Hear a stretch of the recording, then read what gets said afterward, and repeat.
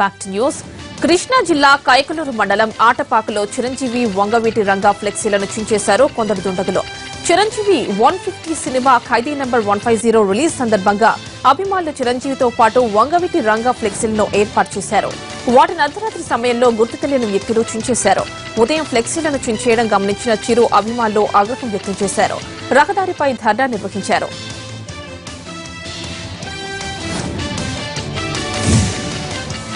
నిన్న కూడా విజయవాడ సమీపంలోని సింగర్ నగర్ లో వంగవీటి రంగా విగ్రహాన్ని గుర్తు తెలియని వ్యక్తులు ధ్వంసం చేశారు. 2 రోజుల్లో రంగాకు సంబంధించి 2 ఘటనలు జరగడం, చిరు ఫ్లెక్సీలు కూడా చించడంపై ఆయన అభిమానులు ఆగ్రహం వ్యక్తం చేస్తున్నారు.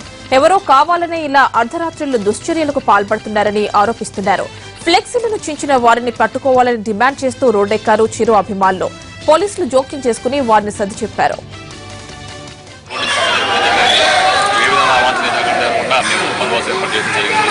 ఈ విధంగా ఎవరో దీని గురించి ఆందోళన ఇలాంటి ఈ దుశ్చర్య చేసిన వాళ్ళని పట్టుకొని వాళ్ళకి చట్టపరంగా శిక్షిస్తామని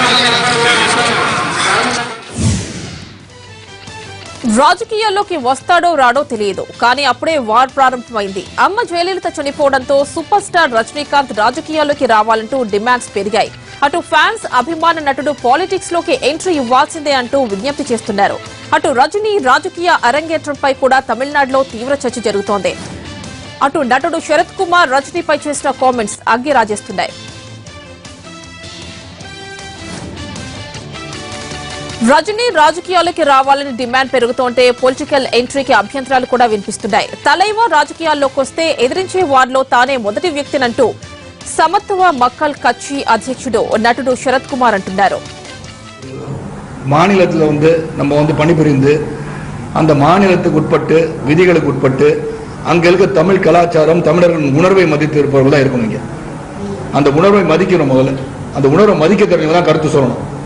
தேவைப்படும் போது நீங்க கர்நாடகாவில் போய் வேற சொல்லுவீங்க, இங்க வேற சொல்லுவீங்க, அப்படிலாம் இருக்கக்கூடாது. நாளைக்கு ரஜினிகாந்த் அவர்கள் ஒரு கட்சி ஆரம்பிச்சோ ரஜினிகாந்த் நான் முதலமைச்சராக போறேன்னு சொன்னா கண்டிப்பா முதல் ஆள எதுக்கும் சரத்குமாரா தான் இருக்கும். அதுவும் டவுட்டே கிடையாது. அதுல என் நண்பர் தான் அவர் இல்லைன்னு. శరత్ కుమార్ కామెంట్స్ తో తమిళ రాజకీయాలు ఒక్కసారిగా వేడెక్కాయి. శరత్ కుమార్ కు వ్యతిరేకంగా రజనీ ఫ్యాన్స్ ఆందోళన ఉధృతం చేశారు. వేలూరులో శరత్ కుమార్ ఫోటోలను దగ్ధం చేశారు. రజనీ రాజకీయాలకి రావాల్సిందే అంటూ నినాదాలతో హోరెత్తిస్తున్నారు. శరత్ కామెంట్స్ వివాదాస్పదం అవుతుండటంతో పరిస్థితిని ఆసక్తిగా పరిశీలిస్తున్నారు రాజకీయ విశ్లేషకులు.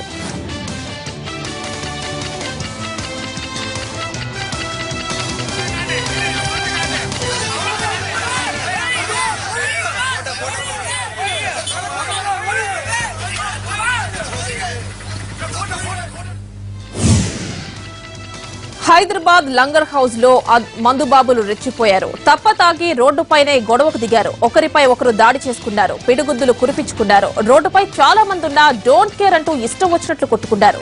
మందుబాబుల స్ట్రీట్ ఫైట్ తో స్థానికులు భయాందోళనకు గురయ్యారు.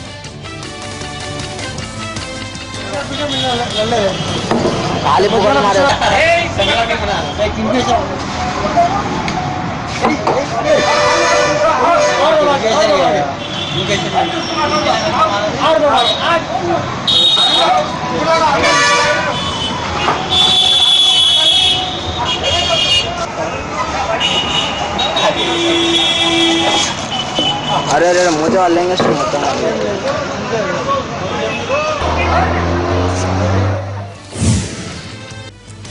ప్రజల్లో చైతన్యం తీసుకొచ్చే దిశగా స్వర్ణ భారతి ట్రస్ట్ చేస్తున్న కృషిని అభినందించారు తెలంగాణ సీఎం కేసీఆర్. రంగారెడ్డి జిల్లా శంషాబాద్ ముచ్చింతలలో స్వర్ణ భారతి హైదరాబాద్ చాప్టర్ ను కేసీఆర్ ప్రారంభించారు.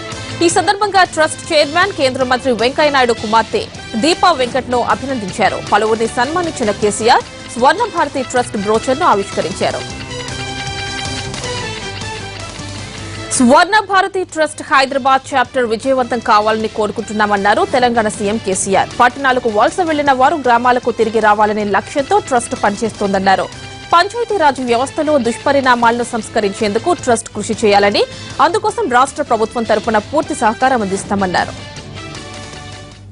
సంఘం సమాజం నిలబడటానికి, పురోగమించడానికి అనేక సందర్భాలలో చరిత్రలో అనేక మంది వ్యక్తులు అనేక రకాల కంట్రిబ్యూషన్ చేశారు.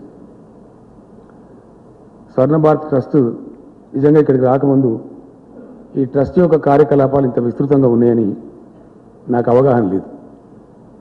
ఇక్కడికి వచ్చి చూసిన తర్వాత ప్రత్యక్షంగా ఎన్ని ఫ్యాకల్టీస్లో ఎంతమందికి శిక్షణ ఇస్తూ ఉన్నారు.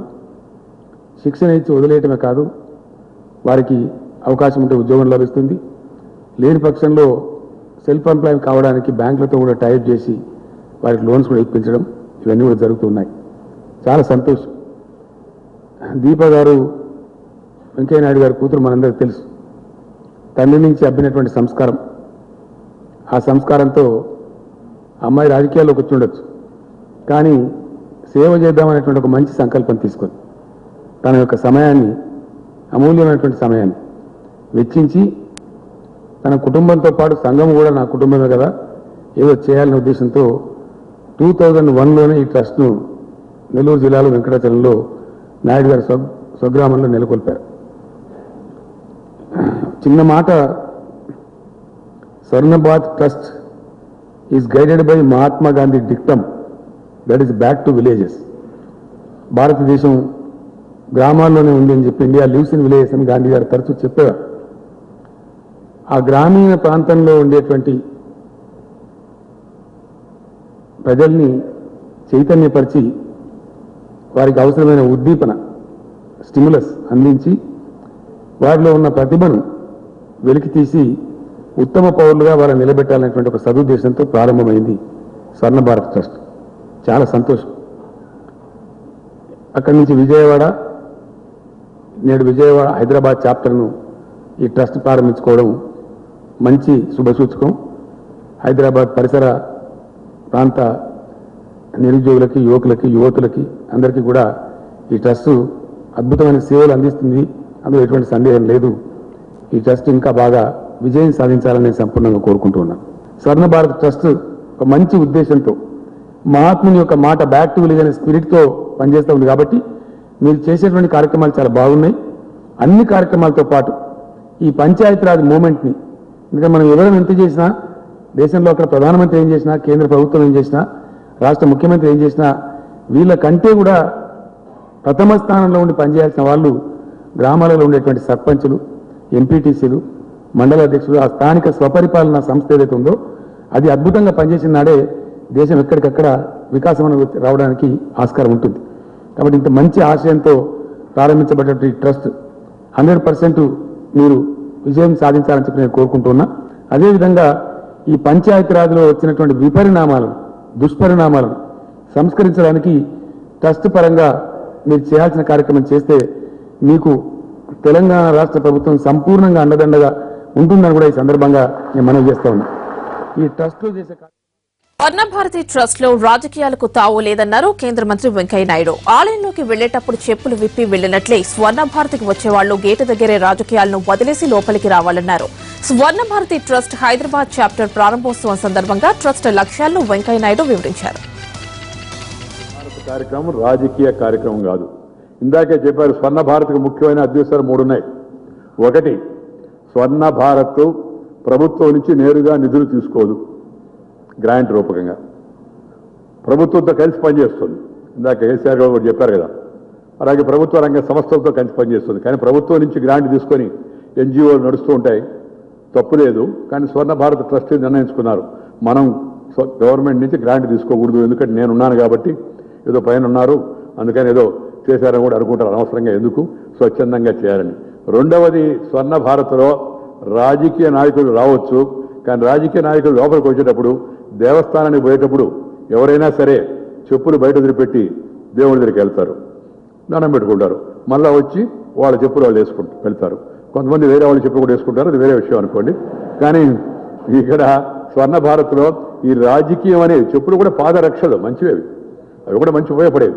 ఆ రాజకీయాన్ని బయట వదిలిపెట్టి లోపలికి వచ్చి నేను బీజేపీ, నేను కాంగ్రెస్, లేకపోతే నేను టీఆర్ఎస్, లేకపోతే నేను టీడీపీ, లేకపోతే ఇంకొకటి అనుకోకుండా మనందరం భారతీయులం, అందరూ అభివృద్ధిలో భాగస్వాములు కావాలని ఆ విధంగా రెండవ సిద్ధాంతం పెట్టుకున్నారు. రాజకీయ నాయకులు రావచ్చు, రావాలి, కానీ రాజకీయం లేదు అని. మూడవది వాళ్ళు పెట్టుకుంది, ముఖ్యంగా సేవ ఎవరికి చేయాలంటే గ్రామీణ ప్రజలకు చేయాలా, రైతులకి. రెండవది ఎవరికంటే మహిళలకు చేయాలా. మూడవది యువకులు ఎవరైతే ఉన్నారో ఇవాళ నిరుద్యోగ సమస్యతో నిస్పృహతో కొట్టుబెట్టాడుతున్నారు, చదువు పూర్తిగా కొనసాగించాలన్నారు, వాళ్ళకి సహాయం చేయాలా అనే ఉద్దేశంతో రైతు, గ్రామం, 2 మహిళలు, 3 యువకులు, ఈ 3 వర్గాలు లక్ష్యంగా పెట్టుకుని స్వర్ణ భారత్ గత 16 ఏళ్లుగా పనిచేస్తుంది. నెల్లూరులో ఇప్పటికీ 20,000 మందికి పైగా శిక్షణ ఇచ్చి వాళ్ళ సొంత కాళ్ళపై వాళ్ళు నిలబెట్టుగా చేసింది. 4వది స్వర్ణ భారత్ మన తెలుగు, మన భాష, మన ఆట, మన పాట, మన యాస, మన భాష, మన గోస మనం మర్చిపోకూడదు, మన సాంప్రదాయం మర్చిపోకూడదు. దావోస్ పర్యటనలో ఉన్న ఏపీ సీఎం చంద్రబాబు జ్యూరిచ్ చేరుకున్నారు. చంద్రబాబుతో పాటు ఏపీ నుంచి ఓ బృందం అక్కడకు వెళ్లింది. రేపటి నుంచి దావోస్ లో జరగబోయే వరల్డ్ ఎకనామిక్ ఫోరం సదస్సులో చంద్రబాబు పాల్గొంటారు. ఇవాళ జ్యూరిచ్ లో వ్యాపారవేత్తలు, పారిశ్రామికవేత్తలతో సమావేశం కానుంది బాబు టీం. ఏపీలో పెట్టుబడులకు సంబంధించిన అవకాశాలను వివరిస్తారు.